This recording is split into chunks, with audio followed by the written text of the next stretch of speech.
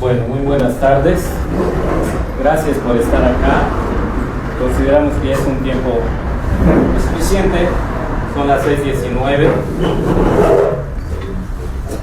Y bueno, esta es la primera mesa temática que vamos a realizar aquí en el Café Realengo. Muy brevemente les explico. El Café Realengo, bueno, pues es un café de trova. Básicamente lleva 25 años, ya hizo un cuarto de siglo el año pasado. Pues no es poca cosa, sobre todo pensando en que nos enfrentamos como muchos negocios. Digo, yo no soy el dueño, pero lo considero parte de mi vida, el Realengo. Entonces se enfrentó al COVID, se ha enfrentado a diferentes, por qué no decirlo, gobiernos municipales que no saben administrar la riqueza de las microempresas y muchas cosas, muchas cosas. Recuerdo que cuando estábamos en la 3 Oriente, ahí a las espaldas del Carolino, nos tocó cuando las dos veces que nos tocó que viniera Andrés Manuel López Obrador al Zócalo, y llegaba mucha gente, y alguna vez pusimos afuera en un poste una mención acerca de que la gente pues pensara su voto, ¿no? ¿Sí? Eran momentos difíciles del 2006, ¿sí? Lo que llamamos muchos el primer fraude en aquellos años, ¿sí? Yo, bueno, en ese entonces todavía estaba por salir de la universidad, estaba todavía en la licenciatura de Sociología, y bueno, han sido momentos difíciles, y aquí está el Realengo, 25 años, y bueno, es la primera mesa del 2026, ¿sí? Generalmente en este espacio se ha tocado de todo, trova, rock, son, música huasteca, blues, ¿sí? Y por qué no decirlo también, no sé si alguno de ustedes ha escuchado a Carlos Arellano, se han tocado las canciones de Carlos Arellano en mariachi, ¿sí? Fue una presentación especial que tuvimos de canciones de Carlos Arellano, pero con mariachi, ¿sí? El mismo Carlos Arellano estuvo sentado en esa mesa donde está el maestro Daniel Alcántara. Bueno, pues bienvenidas sean todos, ¿sí? Es un gusto presentar a nuestros ponentes, a nuestros amigos, quisiera llamarles amigos también. Les explicaba yo que estas mesas no tienen un propósito académico, simplemente hacer mesas temáticas con un toque informal para que las personas que se animan. Yo me quedé un poquito, por qué no decirlo, traumado de la licenciatura, que casi todo lo congrega la Casa Amarilla, ¿no? Muy respetable la Casa Amarilla del Instituto de Ciencias Sociales, pero generalmente pues son círculos muy exclusivos, ¿sí? Entonces tratamos, no es el único espacio seguramente que trata de que estos temas también se platiquen en un café bar, en un restaurante. Ojalá que todo esto vaya descubriéndose en las calles. Bueno, es un honor presentar, lo voy a hacer así, de esta manera como me fueron enviando también sus reseñas. Primeramente a Emir Zárate, compañero de Sociología, por cierto, no nos tocó estudiar juntos, de generaciones mucho más adelante. Yo soy de la segunda generación de Sociología, me parece que es de la sexta, por ahí, de la sexta generación de Sociología. Ya no le tocaron los monstruos de Sociología, y bueno, qué bueno que te haya ido mejor, Emir. Sí, compartimos una amistad, que es el doctor Gustavo López Ángel, es un gran amigo el doctor Gustavo. Emir Zárate Acevedo es sociólogo por la Benemérita Universidad Autónoma de Puebla, con posgrado en el Instituto de Ciencias Sociales y Humanidades Alfonso Vélez Pliego, Ponchito, investigador de estudios sociales aplicados a la violencia, el narcotráfico y la economía política en México y Latinoamérica. Su trabajo combina análisis crítico, datos duros y referencias culturales para mostrar cómo la organización de la violencia y el crimen no son una anomalía sistemática, sino parte inminente del capitalismo. Ha publicado diversos artículos académicos, el más reciente, Cuerpos Destructibles, la migración de niñas, niños y adolescentes centroamericanos en México. Para el reporte de migración Agenda 2025, artículo 1. Y de vez en cuando escribe cuentos cortos como el titulado Los Ojos, Cartas desde el fin de los tiempos, o Las Hormigas, que han sido publicados en un par de revistas y antologías como Cultura de Paz, La Palabra y la Memoria, o Antología, Narrativa Postmoderna. Pueden leerlo si gustan en su columna quincenal publicada en El Ciudadano México. Bueno, él es Emir. Gracias, Emir, por estar con nosotros.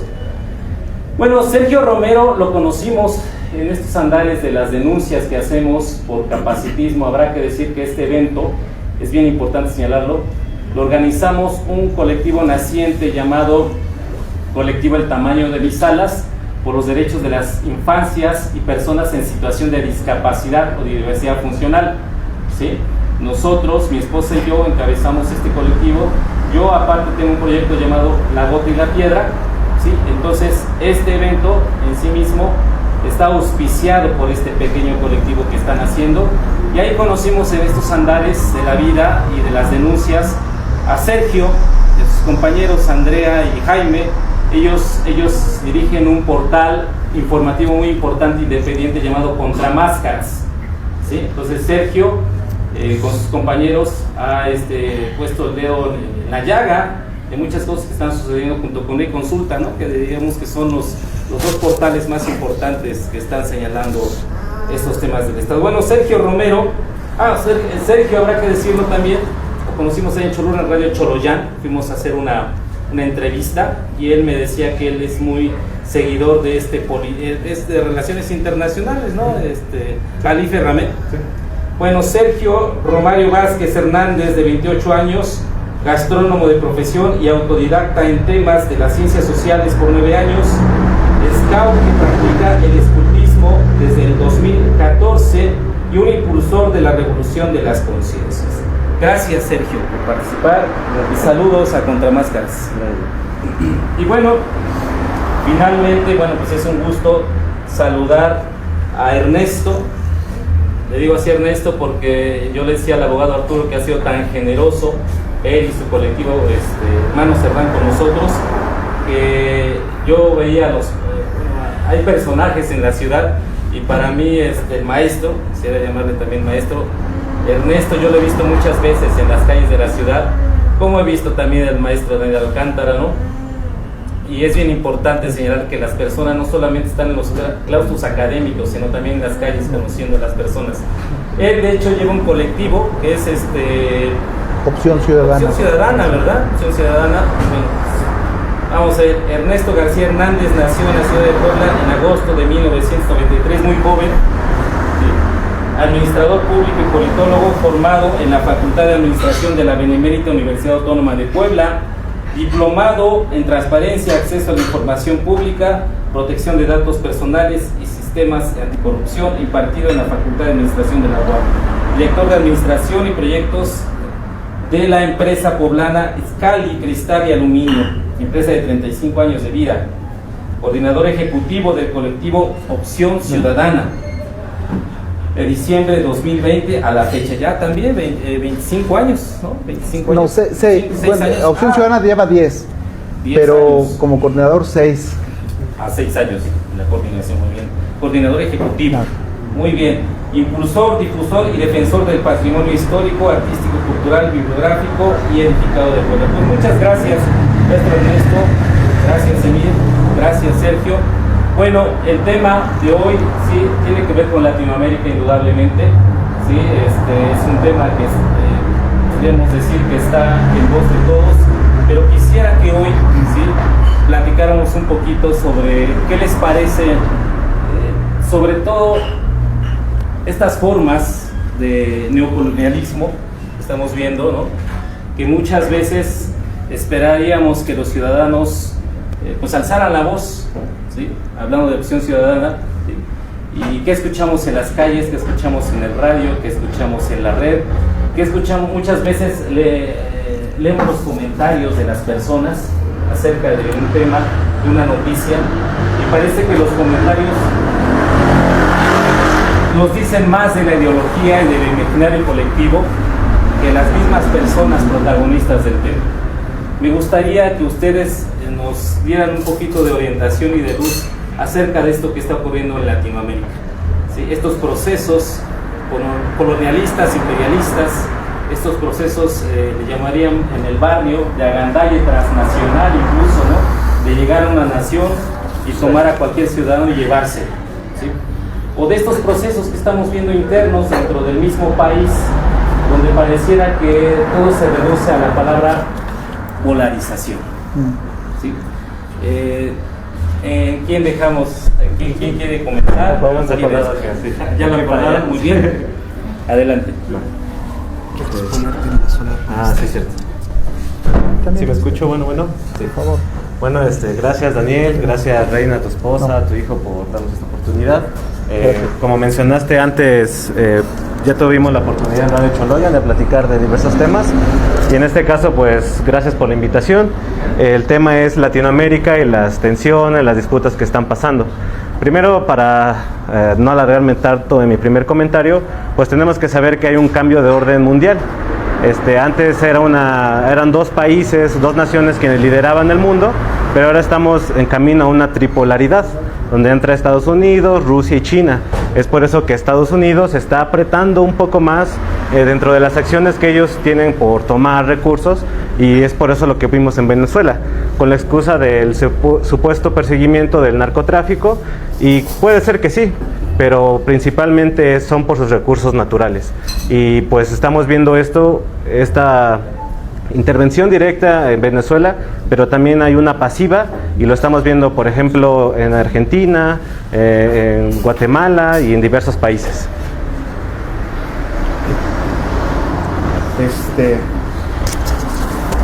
Bien, igual creo que ahí se escucha un poco mejor. Bueno, no está bien, si gusta, Sergio, gracias. Sí, no se preocupe. ¿Hasta yo? Ahí está. Igual voy a lo mejor en este primer comentario a abrir un poquito también el tema que fue tocando Sergio, que de igual voy a ir también yendo un poco de ese lado. Antes me gustaría comentar que me parece increíble que esté en el Realengo. Tenía 15 años, yo no lo conocía, y me enteré hace poco que es un lugar emblemático para la trova, para el canto nuevo y para todas estas otras expresiones importantes que sobre todo surgen desde el lado como negativo de donde va el asunto, ¿no? Como que todas estas expresiones artísticas surgen de donde somos ingobernables. Y decía, hay una lectura que estaba viendo de lo del Realengo, que era un espacio que le pertenecía al rey durante la corona y entonces se sentía libre en el país de hacer como lo que quisiera, ¿no? Entonces me pareció muy emblemático el asunto porque nos permite pensar todavía en esta idea de los imperios, ¿no? Como en la colonia.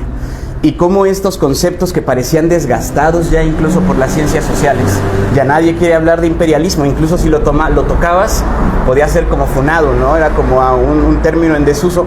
Hoy nos damos cuenta que siguen teniendo estas condiciones calcitrantes que siguieron formándose desde hace muchísimos años, ¿no? Ya muchos autores sociológicos, politólogos, entre otros, han dicho que el imperialismo es la expresión más calcitrante del sistema capital en sí.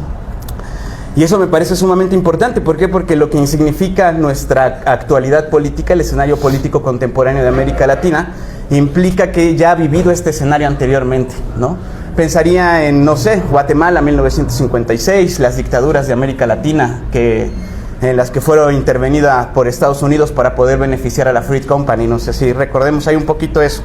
O el derrocamiento de gobiernos democráticos como el de Allende en 71, es decir, esto ya se ha vivido. Tanto así que el mismo Trump dice, vamos a revitalizar la doctrina Monroe, ¿verdad? Pero, ¿qué diferencia hay entonces con la anterior, ¿no?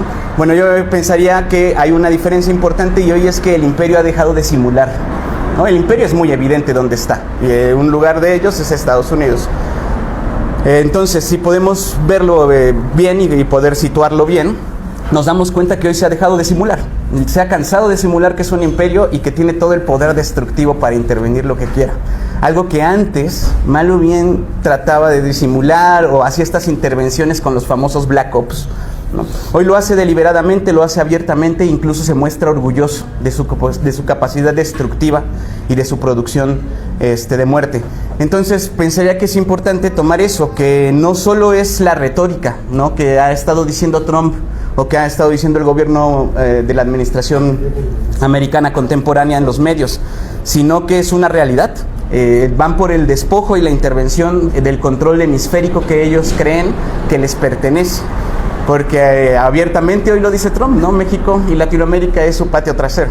Pero si nosotros tomamos este concepto del Lebensraum, que es el espacio vital, podemos pensar esta lógica en la que ellos piensan. estamos yendo hacia un mundo en el que su imperio está siendo golpeado y parece que en decadencia. Esto no significa que vaya a caer mañana, significa que su imperio monopólico está en decadencia. Y eso lo hace reaccionar violentamente. Vamos hacia un tripolio, decía muy bien Sergio. Y entonces yo quisiera abrir esto pensando en que Latinoamérica sigue siendo este territorio en disputa contemporáneamente, ¿no?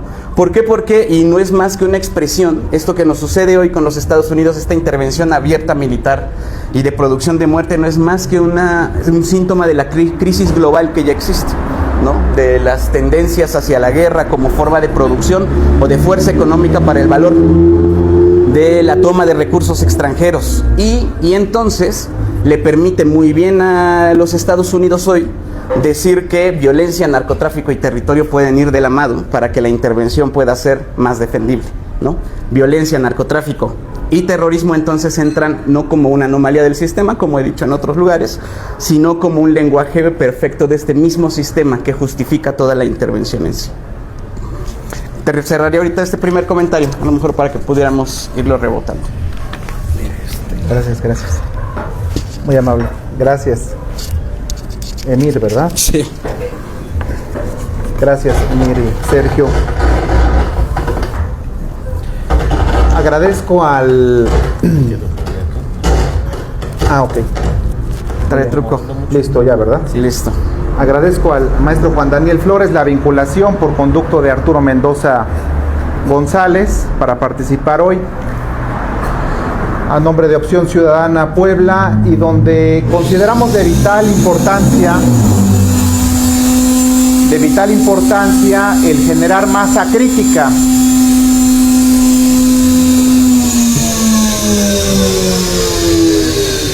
Sonidos de producción. Gracias. De vital importancia el generar masa crítica, espacios de reflexión, de discusión, de deliberación pública, pero algo que denominamos el binomio deliberación y acción. Sí, estimular el pensamiento, pero generar propuestas de valor tendientes a incidir en la toma de decisiones públicas. Y al invitarme amablemente Arturo, por conducto del maestro Juan Daniel Flores, obligado el mantener el análisis en el diario acontecer, en la historicidad de Latinoamérica, y vino a mi mente de manera inmediata el caso de Bolivia, donde en noviembre de 2019 impusieron a Yanine Áñez Chávez. Vino a mi mente lo que nuestro amigo don Alfredo Jalife denomina el litiogolpe, y a ella la impusieron. 8 diputados estuvieron sin quórum, sesionaron sin quórum 8 diputados y la impusieron con Biblia en mano, respaldada por 2 militares. Y unos días antes había visitado la esposa de Trump la zona, la región, lo que constituye el Triángulo de Litio: Bolivia, Chile y Argentina. Ese suceso vino a mi mente, la imposición de Yanine Áñez Chávez, insisto, impuesta sin quórum legal y conformado por 8 diputados. Gracias, maestro Juan Daniel. Inmediatamente vino a mi mente que la desestabilización está presente ya. El doctor Alfredo cita mucho a Valery Gerasimov y el concepto de guerra híbrida, que adquiere distintos mecanismos o instrumentos para su operatividad. El ámbito tecnológico, de propaganda, y todos estos elementos que se imponen en la mente, en el pensamiento, y generan una distorsión de la realidad, yo me permitiría decir, una distorsión de la realidad, y a su vez van avanzando en ciertas agendas, en imponer algunas agendas contrarias al interés general del pueblo. Inmediatamente vino a mi mente la Carta de Derechos y Deberes Económicos de los Estados del año 74. Este año cumple 52 años y tiene múltiples principios: el respeto a la igualdad soberana de los estados, la coexistencia pacífica, la no intervención. Inmediatamente vino a mi mente, al hablar de coexistencia pacífica, pues esperamos, ¿verdad?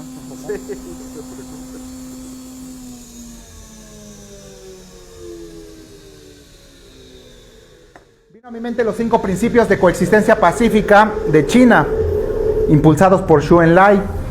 Es decir, con ese enfoque de armonía civilizatoria, humanismo, y donde también las materias primas están en disputa, como ya han señalado varios analistas, el litio, las materias primas, las tierras raras, ¿no? Que se han hablado también bastante. Inmediatamente vino a mi mente, después de Bolivia, el caso de Brasil, donde en el libro de la invisible cárcel cibernética, en la primera página, don Alfredo refiere este acoso y esta persecución por parte de la National Security Agency, la Agencia Nacional de Seguridad, para vulnerar y penetrar los mecanismos de distribución de datos de Brasil y concretamente de su petrolera estatal, a cargo en ese entonces, en 2013, de María Silva Foster, siendo Dilma Rousseff presidenta de Brasil, y donde se vulneró el sistema de datos, de transmisión de datos estratégicos sobre los hidrocarburos, y esto las alertó a María Silva Foster al frente de Petrobras, y generó que los datos los enviara a través de CDs y DVDs en 2013. Y lo señala en su libro que esto evitó que se comprometieran datos eminentemente estratégicos. Y concluyo ya señalando el bloque geoeconómico de los BRICS trabaja ya en un proyecto de cable BRICS con una distancia de más de 34,000 kilómetros. Y a mi mente viene, con la incorporación de nuevos países miembros de los BRICS, evidentemente tendrá que aumentarse esta línea de transmisión de cable BRICS, un cable submarino de 34,000 kilómetros, que sin duda hace frente a los sistemas tradicionales, ¿no?, de flujo de datos de la internet. Y también ya concluyo con el sistema SWIFT, ¿no?, que es el sistema económico, el sistema financiero hegemónico preponderante actualmente, y que para hacerle frente a este sistema SWIFT trabajan, bueno, Rusia y China ya tienen respectivamente el sistema MIR y el CIPS, ¿no?, como alternativas de intercambio de flujo económico, financiero, para realizar todas estas transacciones. Y concluyo señalando que hacia lo que resta del siglo XXI, los próximos 74 años, el pueblo, siendo el sujeto político fundamental para que haya Estado, debe mantener estos espacios de pensamiento, de reflexión, precisamente para apropiarse de su futuro y no permitir que nadie más se lo imponga progresivamente. Estamos, como lo dice el libro, en una cárcel cibernética, pero es cómo progresivamente ir saliéndonos de el asedio o la acechanza de al menos de nuestro vecino del norte, y para lo cual pues se requiere eminentemente oficio político, planeación, prospectiva, que los tomadores de decisiones tengan una formación en administración pública profunda, conozcan los planes regionales, sectoriales, especiales, institucionales, y finalmente puedan instrumentar esas políticas públicas de gobierno y políticas de Estado, que son las de mayor duración, para generar una armonía civilizatoria y respetando un principio también de la Carta de Derechos y Deberes, que es el de la cooperación internacional para el desarrollo. Gracias. Si quieres continuar.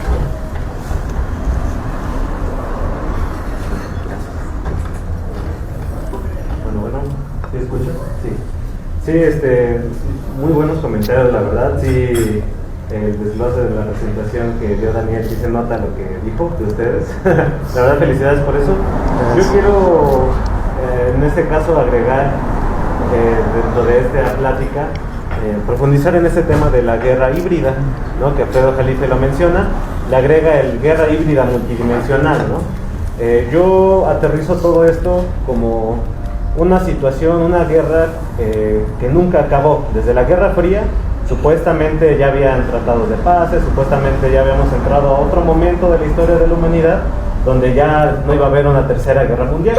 Sin embargo, esta guerra fría continuó y continuó y continuó y hasta hoy día continúa, porque realmente Estados Unidos o la hegemonía o el imperialismo que domina el mundo, pues sí tiene como enemigo todavía a Rusia, por decirlo así. Por eso se inició en la administración de Biden el tema de Ucrania. Ucrania es muy importante para debilitar en este caso a Rusia, que es uno de los enemigos de este imperialismo. Entonces es importante detectar ese movimiento que hizo la administración demócrata con Biden y cómo fue metiendo esta guerra o cómo nos fue metiendo en este actual contexto, porque el invadir Venezuela o sustraer a Maduro, pues aparte de por el narcotráfico, también fue por esta pelea por los recursos. Entonces sí estamos en una guerra híbrida multidimensional donde se ha utilizado la propaganda, los TICs, las tecnologías de información, comunicación para manipularnos. Sí existe estos laboratorios semánticos que tratan de ver cómo manipularnos con las mismas palabras. En este caso yo, dentro de la presentación, le mencioné a Daniel al final como impulsor de la revolución de las conciencias. Yo personalmente no estudié en una universidad de sociología, politología, mi carrera de afición es gastronomía, pero desde ahí ya aplicas mucho el concepto de la ciencia aplicada, ¿no? Entonces, pues tenemos que ir a las raíces para poder entender el sistema. Entonces, sí existe una manipulación semántica. Yo defino la revolución de las conciencias como la resistencia semántica de los pueblos originarios contra los intereses corporativos privados, si quieren, inhumanos.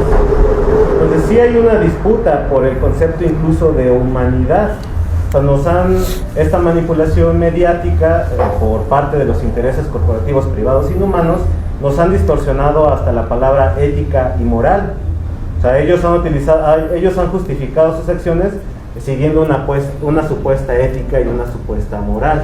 Por eso, por ejemplo, supuestamente desde la Segunda Guerra Mundial y todo este tema de la Guerra Fría, pues se supone que la humanidad fue avanzando a tecnologías como tecnologías verdes, nos fuimos alejando de la energía nuclear porque era peligrosa, pero en realidad ese plan fue de los que ganaron, que querían seguir con el imperialismo o con esta disputa en el mundo.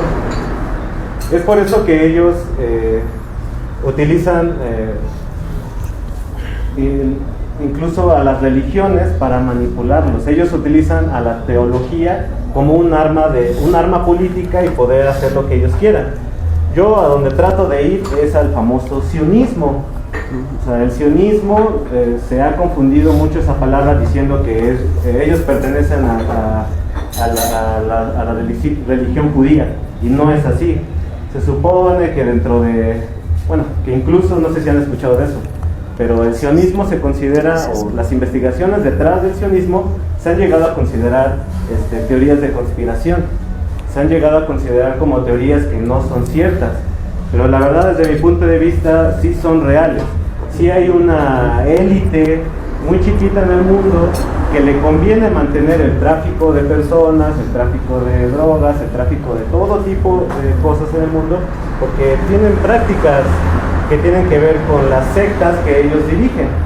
Entonces sí existe el tema de los Illuminati, sí existe el tema de George Soros, sí existe el tema de que el Big Pharma y los gigabancos dominan el planeta, y que no solo es Estados Unidos o no solo es Trump, es en sí una élite que trata de mantener este imperialismo. Por eso tenemos que entender que esta Guerra Fría no ha acabado, que esta entrada de la tripolaridad es porque están llegando a acuerdos que antes no habían llegado. No sé si ustedes tengan en consideración el contexto de que los políticos de Estados Unidos no querían que llegara Donald Trump. En la primera ocasión a Donald Trump se le acusó de ser apoyado por Rusia, y de ahí salió el famoso Russia Gate, y de ahí salió el tema que impulsó Julian Assange de Wikileaks. Y la verdad es que en ese tema salió lo de Pizzagate, por ejemplo, un tema donde están involucrados políticos de alto mando de Estados Unidos que están involucrados en temas menores. Entonces, todas esas prácticas existen, y todas esas están relacionadas con el sionismo, con los gigabancos, con el Big Pharma y con el hecho de que exista un ejército paramilitar en toda América llamado narcotráfico. Bien, ahí creo que me escucho mejor. Igual, bueno, estoy escuchando un poco como por dónde estamos llevando esta conversación, y me parece que estamos encontrando lugares en común que son muy buenos. Esta idea de que el imperio es grande, gigantesco, no es un bloque abstracto, sino que es multidimensional, ¿no? Aparece no nada más como un estado-gobierno, sino también como estas corporaciones privadas que terminan teniendo cierto control de la producción, y sobre todo pues vamos a caer aquí en el tema de la reproducción del trabajo y la producción de la mercancía, ¿no? Son los dueños del monopolio de la producción de la mercancía. Esto es lo que ha llevado a Estados Unidos a ponerse a la defensa, ¿no? Que gran parte de la producción de la mercancía hoy se hace en China. Y solo en la producción de mercancía, dice Marx, es donde se encuentra el valor. Bueno, en esta aplicación de la fuerza de trabajo sobre ciertas cosas para que se genere el valor en sí. Entonces, Estados Unidos, en esta búsqueda de reindustrialización, ha generado estos conflictos y procesos políticos que hemos estado tocando hoy. Y lo que está padre es que, claro, vamos a encontrar también de repente distintas preguntas que tengamos desde ciertas perspectivas. Y la sociología es como de repente un poco buena para eso, ¿no? Dice Bourdieu que la sociología es un deporte de combate. O sea, lo que busca es preguntar donde aparece lo inmediato y lo aparente, ¿no? Y entonces, como atravesar un poco ahí, romper esa apariencia. Y digo esto porque si nosotros pensamos en lo que acabamos de vivir con el tema de Venezuela, estamos ante una nueva fase real del imperialismo, ¿no? Quizá ni siquiera ya esta Guerra Fría, sino la apertura directa de decir voy a ir por el hemisferio que me pertenece, ¿no? Entonces, creo que eso nos pone a jalar las tuercas de todo este aparato de análisis, porque ante eso también estaba preguntando, ¿qué entonces tan viable es obedecer lo técnico o seguirnos tecnificando y apegarnos a las leyes cuando el imperio americano nos acaba de decir abiertamente que el único derecho internacional que existe es que tengamos una bomba atómica, ¿no? Si no hay bomba atómica, no somos nadie al lado de lo que ellos están dispuestos a hacer, sobre todo. Y me gustó un poco esta idea de lo que comentabas, Sergio. En efecto, parecía que después de la Segunda Guerra Mundial se había acabado la barbarie, ¿no? La barbarie de las guerras, la barbarie de lo que vivimos con una Alemania fascista imperial. Pero es necesario darnos cuenta, ya hay algunos autores como Adorno, vamos a encontrar a Adorno, a Walter Benjamin, esta escuela de Frankfurt, que nos va a decir que hay una trampa ahí, ¿no? Parece que lo que fracasó fue la modernidad, fue la idea de la ilustración civilizatoria.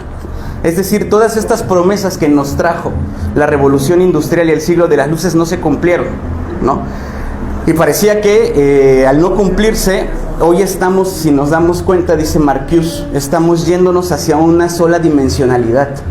Todas estas ideas de querer sostener naciones a partir de tecnificación, leyes, cultura, nos está realmente llevando hacia una subjetividad de consumidor, ¿no? Que es el sujeto contemporáneo capital actual.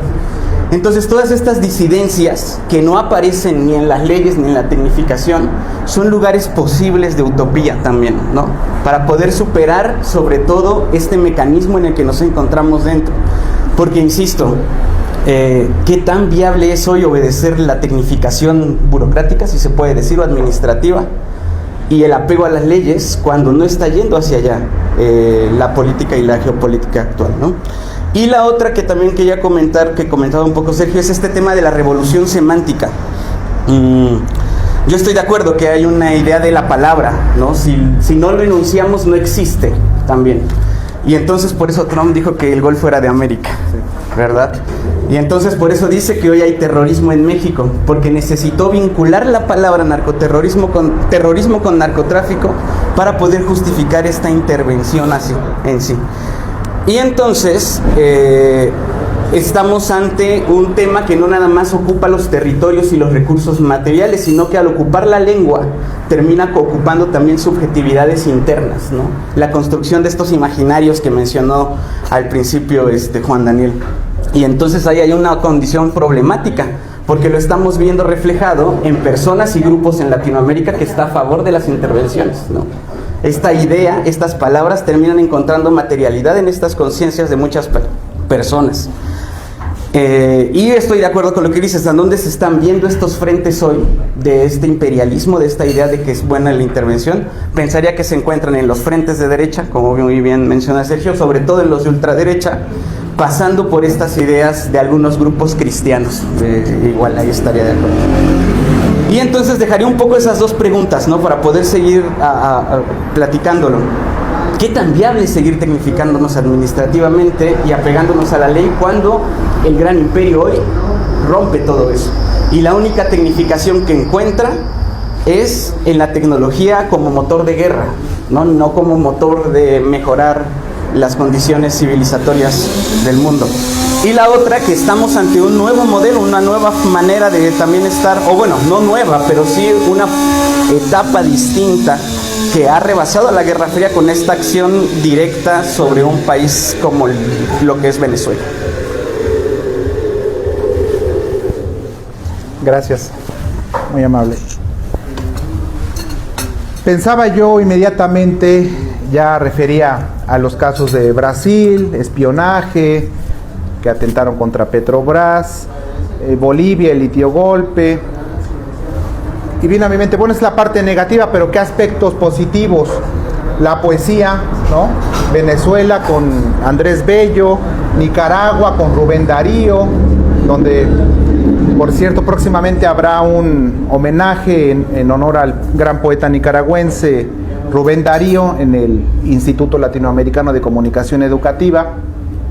Aquí en México con Ignacio Manuel Altamirano, y ese enfoque de rescatar y retomar la poesía como pilar fundamental para humanizar, sensibilizar y humanizar, y también al unísono generar un sentimiento de identidad, de apropiación, de apropiamiento de lo nuestro, y ese arraigo territorial, territorial que permitirá que el ciudadano se involucre progresivamente conforme sus actividades diarias y prioritarias lo permitan. Y también vino a mi mente el hecho de, bueno, como bien señalaban ustedes, Sergio y Emir, la vigencia o caducidad de los organismos internacionales, la OEA, la ONU, UNASUR, sus resoluciones. Pensaba yo en lo que pasa con el pueblo palestino, con Gaza, las resoluciones, más de 13 resoluciones, pero viene a mi mente la 142, la 242, donde desde hace 76 años progresivamente viene ocupando con un proceso de neocolonialismo, como señalaba también y apuntaba el maestro Juan Daniel Flores, estos territorios en Gaza, con la Nakba, la Naksa, ¿no? Respectivamente, retroceso y reversa, y que atentan contra la dignidad de la persona humana estos hechos, que constituyen en sí mismos crímenes de guerra, si bien ya Netanyahu tiene órdenes de aprehensión. Pero esto nos habla de la caducidad de organismos internacionales como la Corte Penal Internacional, la Corte Internacional de Justicia, y esto en consecuencia nos debe estimular para repensar el ordenamiento jurídico internacional, sanciones, ya una nueva legislación para lo que resta del siglo XXI ante la reconfiguración que estamos ya enfrentando y afrontando. Y en ese enfoque de armonía, de cooperación internacional para el desarrollo, también aspectos tan fundamentales como la agricultura, el intercambio tecnológico. En México es oportuno decirlo, como lo establece el doctor Arturo Huerta, economista, el promedio de crecimiento en México 0.7% de 2018 a 2023. Continúa la dependencia en la importación de granos básicos, con fuentes y datos duros de la Secretaría de Agricultura y Desarrollo Rural. Tan solo en frijol importábamos en 2019 el 4%, 2024 ya el 17%, Carne de cerdo en 2019 31%, 2024 38%. Maíz 2019 32%, 2024 49%. Trigo panificable 2019 76%, para el 2024 82%. Y finalmente, como ilustración, el arroz pulido 2019 79%, 2024 84%. Y esto lo señalo porque ante una eventual culminación del Tratado de México, Estados Unidos y Canadá del famoso TEMEC, que Donald Trump había anunciado que en 2025 iba a adelantar, para el segundo semestre iba a adelantar una revisión, y no fue así, pero sus constantes amenazas, bueno, ayer precisamente o el lunes, una declaración en la portada de La Jornada, donde Trump señalaba, apuntaba que el TEMEC es irrelevante. Entonces, ante una finalización y esas constantes amenazas, bueno, México, ¿qué alternativas y qué escenarios tendría para mirar y virar hacia el sur global? Otros intercambios de cooperación tecnológica, insisto, para avanzar en la sustitución de importaciones, dejar de depender de la entrada de capitales, como bien apunta el doctor Arturo Huerta González, reducir ya las tasas de interés del Banco de México, otorgar financiamiento a los sectores productivos del país, lo que se ha hablado en extenso en diversos círculos de reflexión y pensamiento, y que es necesario cristalizar estas propuestas. Y concluyo, lo hablaba yo recientemente con el doctor Pedro Ponce Javana, quien presentará en Puebla su próximo libro sobre la sustentabilidad para Puebla. Él tiene propuesta concreta, robusta, sólida, para rescatar el campo y la agricultura. Y desayunaba yo con su hijo, que está haciendo investigaciones profundas precisamente en ese tenor de la tecnología, la vinculación con el campo, nuevos sistemas para la agricultura y la agroindustria. Y entonces, en consecuencia, poder acercar todas estas propuestas a los tomadores de decisiones. Por esto lo señalo. Recientemente también en un conversatorio con nuestro amigo argentino Pedro Brigger, argentino, quien fue director del portal Noticias de América Latina y el Caribe, apuntaba en esta necesidad de crear alternativas de espacios de discusión, dejar de depender de la propaganda, de ciertas influencias hegemónicas que obedecen a sus intereses económicos claramente. Y él celebró esta propuesta que tuvimos en un conversatorio virtual para crear una red de ciudadanos activos, proactivos, y constantemente, con cierta periodicidad, generar espacios de discusión del acontecer en América Latina. En la Patagonia se está llevando a cabo un incendio que ya don Alfredo Jalife se pregunta si es inducido o no, hasta qué punto, ¿no? Y vino a mi mente esa estrategia de generar crisis, caos, fracturas, para entonces brindarle elementos para que los externos puedan incidir y poner orden. Y hablaban de la linealidad del pensamiento, ¿no? Creo que es Emir, de la unidimensionalidad. Vino a mi mente una lectura de la UNESCO que se titula Análisis Transdisciplinariedad del Pensamiento Complejo, y esto lo ligo con el último libro de don Alfredo Jalife que tengo aquí en mis manos. Él refiere que Vladimir Putin se centra mucho o instrumenta su actuar en principios de Edgar Morin, filósofo pensador de 104 años, que es el pensamiento complejo, policrisis y caosmos. Son conceptos que generan influencia en la toma de decisiones, al menos de una de las grandes, de las 3 superpotencias, 4 superpotencias ya, como lo refiere don Alfredo. Gracias. Listo. Bueno, vamos a pasar al momento de las preguntas, de alguna participación que tenga el público. Si gusta alguien formular alguna pregunta, alguna participación, por allá, por acá.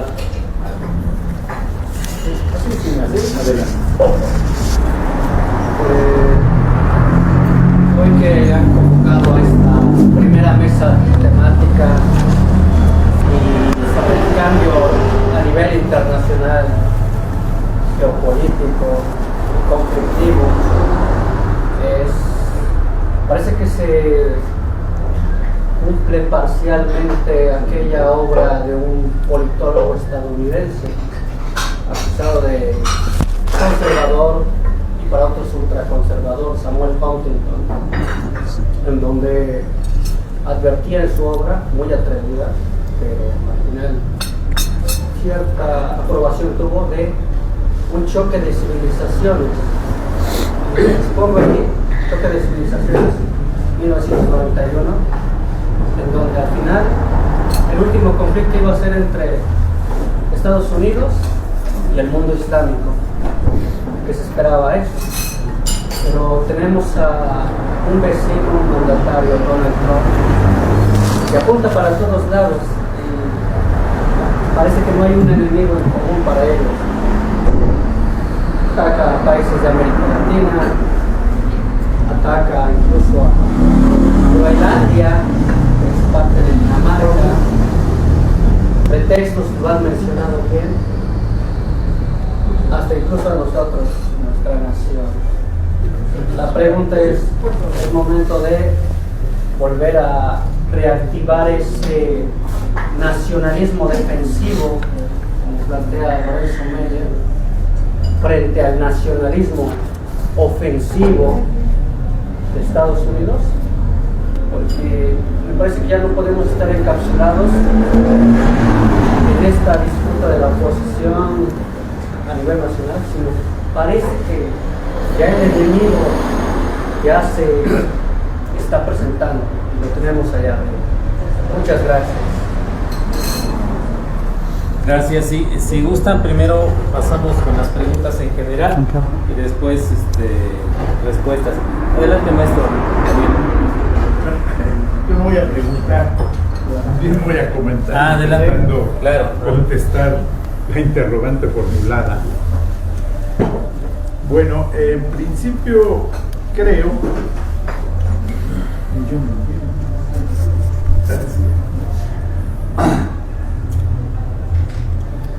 Creo que yo partiría de la caracterización que hace el compañero Emir, de que voy a interpretar, la culpa la tiene el capitalismo.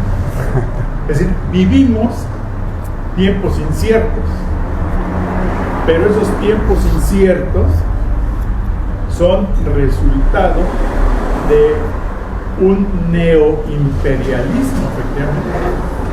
Durante mucho tiempo hablar de imperialismo era llevar mixto, obsoleto, pero la verdad que el colonialismo no desapareció, adquirió nuevas formas en el contexto de la Guerra Fría. Hoy ese neoimperialismo se expresa con otras modalidades.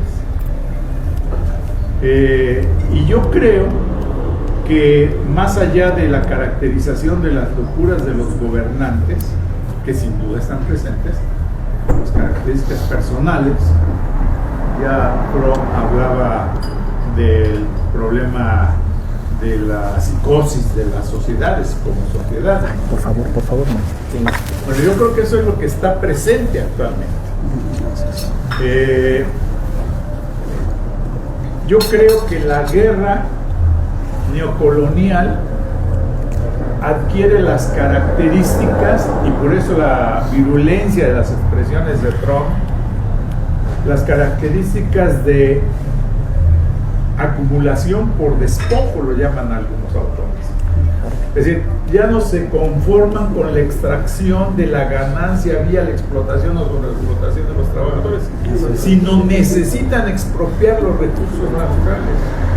En el caso del petróleo, de Venezuela, el petróleo es lo evidente, pero aparte están lo que llaman las tierras raras, pero aparte están los territorios en sí, que ahora han entrado en disputa con esa otra gran industria que es el narcotráfico, y en donde la protesta social, como en Colombia específicamente, que grupos dedicados a la guerrilla por el cambio de régimen para sobrevivir le entran a concurrir con ellos y finalmente se hacen parte de la misma industria, independientemente si mantienen o no sus aspiraciones de revolución social, pero están inmiscuidos en eso, integrando además a la gran cantidad de campesinos que son despojados. Yo creo que esto es lo que ha pasado en México, por eso el respaldo popular hacia determinados grupos de narcotraficantes, y creo que es lo que ha pasado también en algunas partes del mundo, en donde efectivamente las comunidades, para sobrevivir, aceptan producir ese tipo de producto porque es lo que les genera ganancia. Entonces, los capitalistas, el sistema como tal, lo que busca es una reconfiguración territorial, no nacional. Ya las naciones como tales ya no importan tanto, sino las grandes empresas transnacionales. Y nuevamente el caso de Venezuela con el petróleo es lo mismo. Trump podrá decir lo que quiera sobre el uso del petróleo, pero con quien primero tiene que negociar es con las grandes empresas que necesita que inviertan ahí para hacer lo que quieren. Pero las empresas le ponen sus condiciones. Creo que solamente la Chevron, que es la que, por cierto, nunca ha dejado de operar, que es el otro discurso. No, es que ahora con la caída de Maduro ya sí está permitiendo. No, eso no es cierto. Nunca se sabe. Esa empresa tenía permiso, que sabe por qué permitió. Entonces, este neoimperialismo creo que desarrolla, bueno, hay muchos frentes, pero yo quisiera mencionar solamente 3. Desde luego, la fuerza, la amenaza nuclear, la potencia. En ese terreno, el problema es que ya no es la guerra solamente cuerpo a cuerpo o en combates. No invadieron, porque ya no necesitan invadir. Aparte de que llega más caro, es que ahora la guerra es electrónica. Así como se decía que en el administrativo ya todo es digital, y hacia allá vamos. Aquí en México criticamos los sistemas de control, pero ya está encima, es decir, ya está corriendo la vigilancia telefónica, que a todo el mundo tendrá que registrar sus celulares, y la vigilancia de la biométrica, o sea, mecanismos de control digital para mantener bajo supervisión, ya no digo protección y conducta, a la población. En el caso de la guerra, muchas de las teorías conspirativas decían, pues que cómo es posible si tenían defensas antiaéreas de China y de Rusia, ¿por qué no?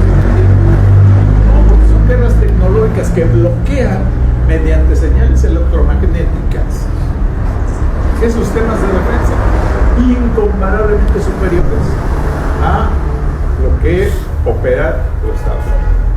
Pero es un aspecto. Por cierto, entre paréntesis, yo no creo que la solución sea efectivamente decir, vamos a producir la guerra, el arma nuclear, como lo pretende Irán, por ejemplo, o como lo hizo Corea, para que no nos ataque. Si se tuviera, juega, pues no, pues de fuerza. Pero apostar por ahí, pues es entrar a la carrera armamentista también. Digamos que ética y políticamente hay que valorar si no es mejor seguir reivindicando la conciencia de paz, la cultura de la paz, y avanzar por lo que algunos de ustedes señalaron, la revolución de las conciencias. Pero bueno, el otro terreno efectivamente es lo cultural. A través de múltiples caminos se crea un discurso que justifica las acciones del gobierno y se descalifica al del otro, hablando específicamente del caso de Venezuela.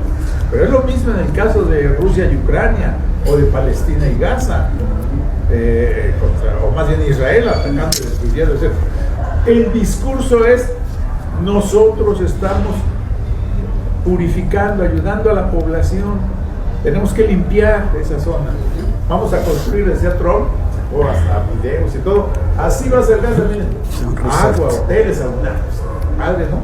El problema es que es asesinando a la población que está ahí, aniquilando, arrasando, avasallando esa población.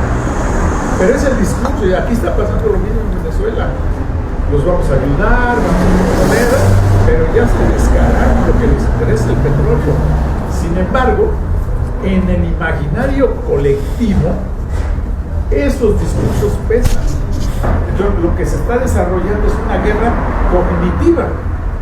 Lo que se está desarrollando es un convencimiento para que uno crea tener opinión, pero en realidad solo repite lo que escucha uno en la televisión o en las redes sociales saturadas también. O sea, Trump sale y dice, él sí está colaborando conmigo, y otros dicen hubo colaboración por parte del núcleo cercano, cerrado de Maduro. Entonces, así fue. Entonces dicen, no, en Gaza son los salvajes, son los Hamas o Hamas, hay que acabarlos. Y entonces la gente dice, pues es cierto, o sea, que él era un dictador, Maduro, pues hay que acabar con él, y no importa la democracia y todo eso, hicieron bien en quitarlo. Y se repite, le ponemos en sobremesas, en charlas de café, en los periódicos, en las redes sociales, y entonces la gente le empieza a asimilar como que está bien.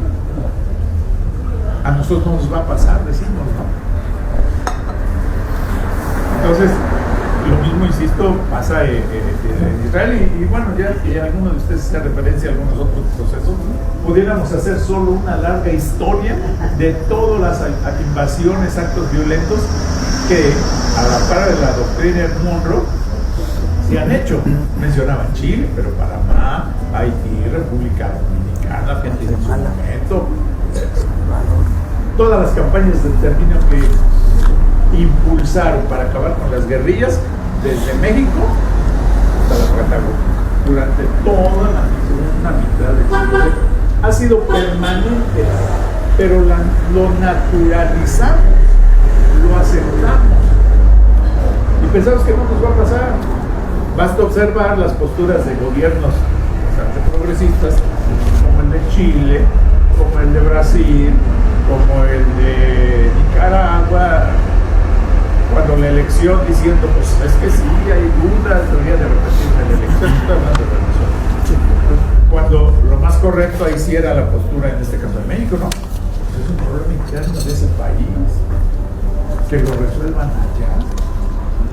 Entonces, digamos que hay una guerra, yo la llamo guerra cognitiva, porque lo que se trata es de influir en nuestras conductas, en nuestras creencias, y en lo que muchos sociólogos, politólogos dicen, lo políticamente correcto. Y eso tiene que ver con lo que se plantea sobre el problema de las legalidades. Hoy Trump demostró que el orden económico internacional vigente después de la Segunda Guerra Mundial ya no va. Se ha salido de muchos compromisos y acuerdos, convenios internacionales, pero con esto haciendo la OEA no sirve para nada, la ONU no sirve para nada, soy yo, mis decisiones. Y entonces yo creo que es importante conocer esos documentos que tú mencionabas, los derechos, etc. Pero el problema es qué hacer cuando efectivamente eso es letra muerta. Cuando eso ya no va a valer en el ámbito internacional. Es decir, secuestran a un presidente y se lo llevan, lo tienen a la cárcel. Dicen que lo van a acusar una cosa, pero a la hora de la verdad lo acusan de otro. Y así se pueden pasar meses y no lo van a soltar. Y hasta se puede dar el caso que de repente le dio un cardiacazo y se pone en prisión, o se suicide, como ha sucedido en otras cosas de la historia también, en reiteradas ocasiones. Ese es el discurso, y eso nos lleva a plantearnos, yo diría aquí sí la pregunta, ¿y si nos pasa a nosotros? Ya el presidente dijo, aquí no nos va a pasar, nuestra soberanía y todo.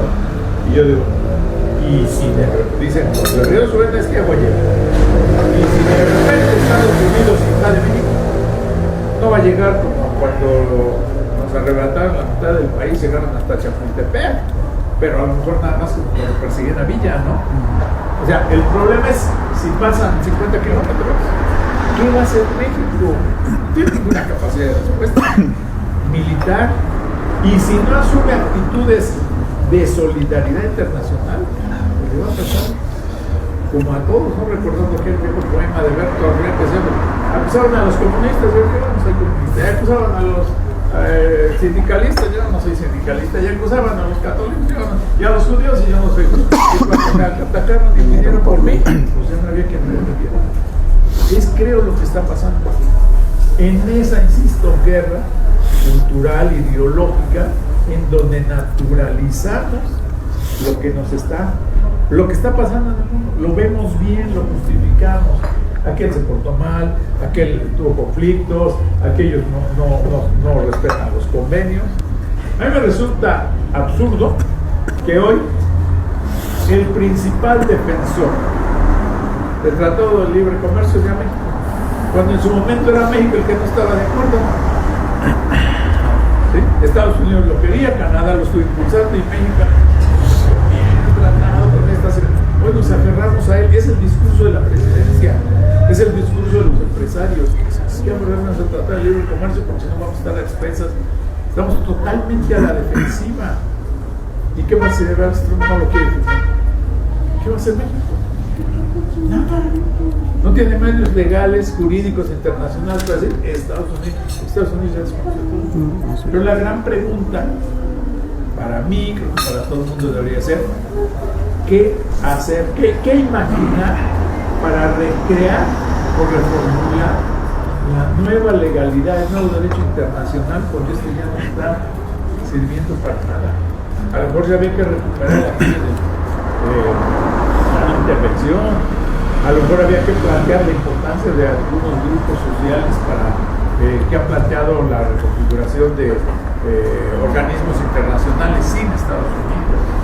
No sé, creo que hay muchos temas, muchos aspectos a discusión, pero sí lo importante, creo yo, es tener claro que la guerra es militar, es por la fuerza, pero más allá de lo otro, es la cultural, la ideológica, la que nos lleva a aceptar que las cosas así son y que no existe ninguna mayor personalidad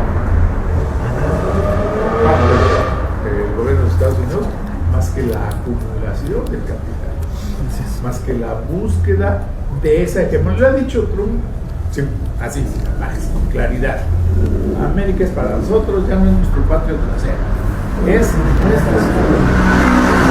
¿Qué pasa si deciden pedir Groenlandia? La OTAN lo va a enfrentar.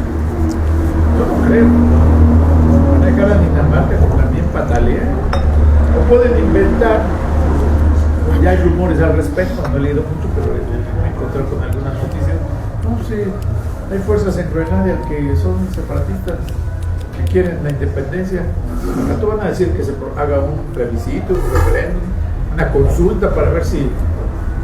Y así como lo hizo apenas en Honduras y en la Argentina. Pues si no gana este, no doy apoyos. Si no gana aquel, pues eso. Bueno, gracias, perdón que me enferme. Gracias. Gracias, maestro. Bueno, vamos. Adelante. Bien, pues con el riesgo de llegar a la gente que no sabe de política y de los movimientos y el nuevo orden, pues me voy a permitir comentar lo siguiente.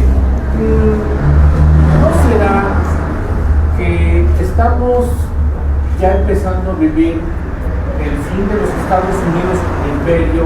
Porque lo vemos muy potente con sus armas, con sus decisiones, con su fortaleza política aparente entre demócratas y republicanos, pero ¿no estaremos empezando a vivir el desmoronamiento de los Estados Unidos, que es un gigante, que es una fiera, pero que tal vez sus bases no sean tan fuertes?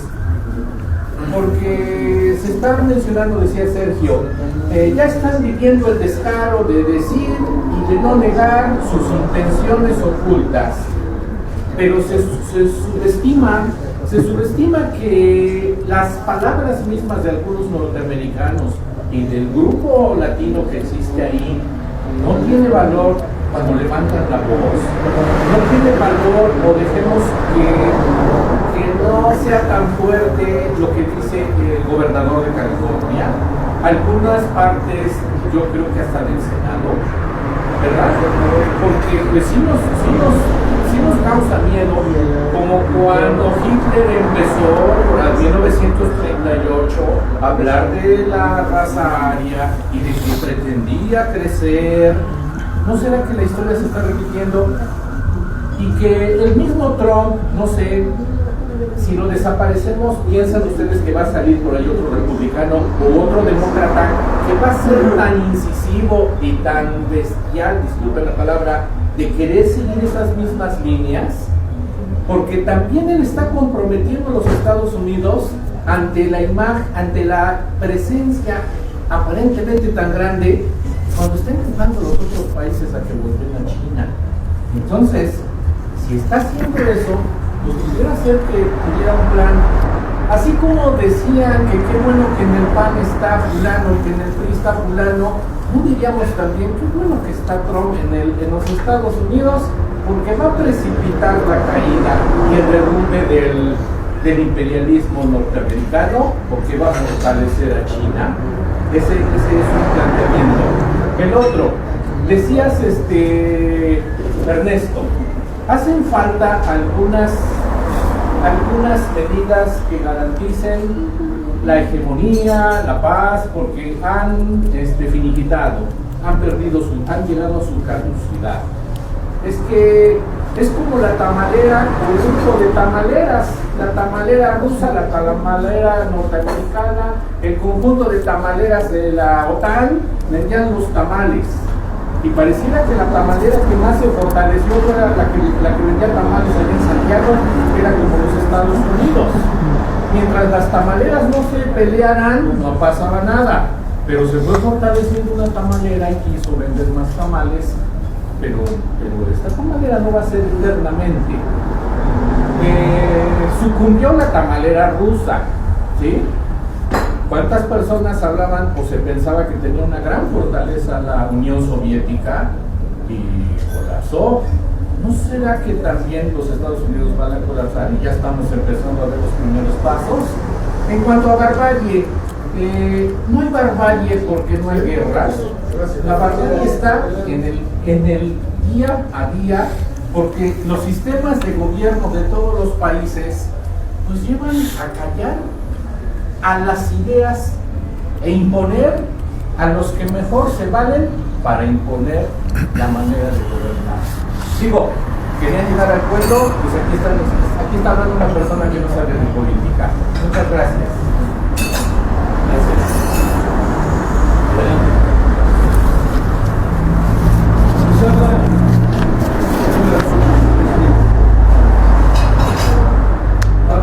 Bajo ciertos puntos de vista los tres ponentes, los expositores, pero a veces se les olvida el contexto de cómo nació el sistema comunista. ¿Quién creó ese Frankenstein? ¿Sí? ¿Quién creó ese Frankenstein? Y se están yendo con la finta muchos universitarios, defendiendo a Marx y todas sus obras, toda esa corriente ideológica, pero se olvidan que esos escritos fueron también patrocinados por gente del poder. Marx fue un burgués. Esta gente fue patrocinada, les pagaron sus obras, crearon ese sistema, haciendo la finta de que acá hay capitalismo y de aquel lado hay comunismo. Y se tragaron ese cuento muchos universitarios, hasta el día de hoy se los siguen tragando. ¿Sí? Defendió una bandera, hablan de discurso, de manipulación semántica, de las narrativas discursivas, ¿sí? También Putin no canta mal las rancheras, sus discursos hipócritas de que le declaró la guerra a Ucrania a él, cuando él fue el gandalla, utilizando las palabras de ustedes, y quiere adueñarse de partes de Ucrania. China igual de aquel lado. A Israel siempre ha sido el patito feo, porque lo atacan los árabes, lo atacan los yihadistas, lo atacan Hamas, patrocinados por Irán, el padrino, ¿verdad? Que les da dinero, recursos, armas, capacitación, logística, todo les da para fregar a Israel. Entonces aquí hay guerra de poderes, de imperios, de grupos. Pero a lo que voy, mencionan mucho y defienden la idea de casi santifican el sistema comunista, es una bola de perra. ¿Sí? ¿Cuánta gente mató Lenin, Vladimir Lenin? Eso no hablan, no los escucho a los tres, no los escucho de la agenda del Foro de Sao Paulo, es la que sigue Morena, el PRI Morena, es el viejo PRI.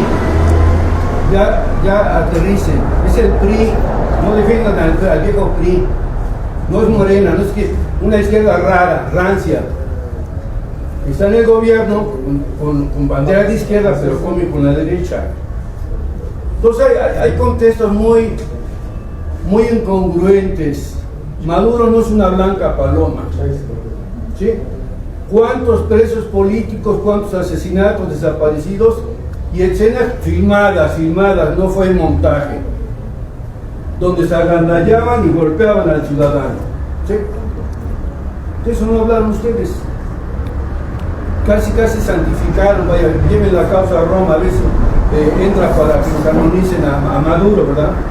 Sí, vaya, lleven a Roma, a veces con el Papa León XIV, a ver si entra esa causa, ¿no? Igual Daniel Ortega con el comandante Cero, Nicaragua, quitan y destronan a Anastasio Somoza, Fidelito Castro, otra fichita. Entonces, por favor, estamos en unos juegos de vaivén de ideologías, de banderas, de izquierda, de derecha. En el centro está el poder, está el dinero. Hay grupos de poder muy poderosos. Esos son los que manejan el mundo, no nos hagamos tontos. ¿Sí? Son los que manejan el mundo. Son los que dictaminan la agenda. Hablan mucho de las leyes. ¿Qué hace Morena? Pisoteando la ley. Aquí está la Constitución. La pisotea. Esa sobrerepresentación democrática, esa votación del poder judicial democrático, ese triunfo amañado de Claudia, judía, que no es mexicana.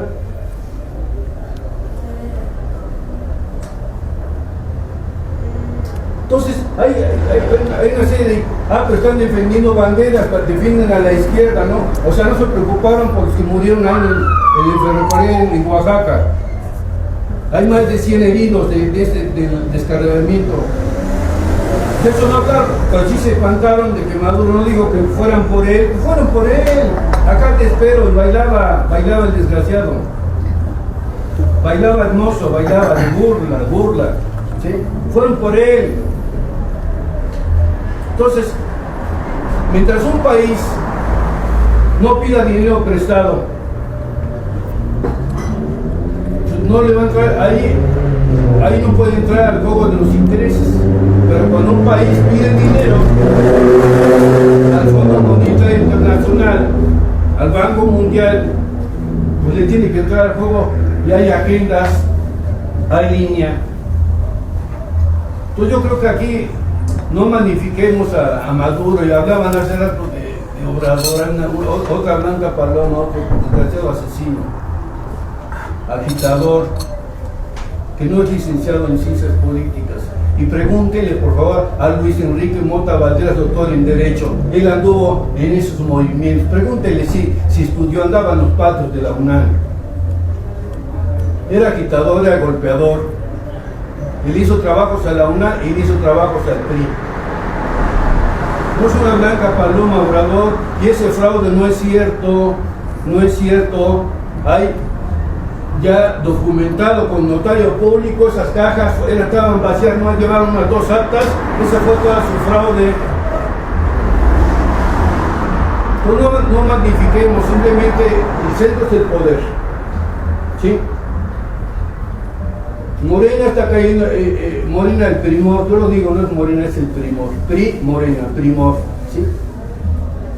Un descaro de robar, un descaro de mentir, un descaro de traicionar. Le contaron más de 100,000 mentiras a Obrador. ¿Sí? Y me pasé toda la noche padeciendo todas las hartas de mentiras que dijo este infeliz. Lo defiende, pero ¿qué defiende? A un porro, a un desgraciado asesino, agitador que se fue a Cuba. Pregúntenle por favor a Luis Enrique Mota Valderas, programa Anquité 666, búsquenlo en las redes, pregúntenle. No es licenciado, le dieron el título por ahí. Como baby, gracias para terminar, a Yasmín que se suicidó. Tesis del doctor Ignacio Burgoa Orihuela y doctor, igual Claudia, etcétera. O sea, una bola de mentirosos, tramposos. O sea, ¿qué estamos defendiendo? Vamos a defender a México, pero un México libre, un México consciente, no un México manipulado, un México informado, un México consciente de y que vea su realidad tal cual la está viviendo el día de hoy. Hay mucha demagogia, que los campesinos se protestaban, estaban locos, allá cerraron carreteras, los transportistas, acá rato lo están asaltando, lo están matando, le están cobrando derechos de piso, hablan de la soberanía, ¿cuál soberanía? La soberanía se le dio a los narcos. ¿De qué soberanía hablan? Cuando el está amarrado, encompadrado y casi acostados con el crimen organizado, fueron para patrocinar a López y a Claudia. Bueno, Gracias. Gracias. Bueno, vamos a ir cerrando con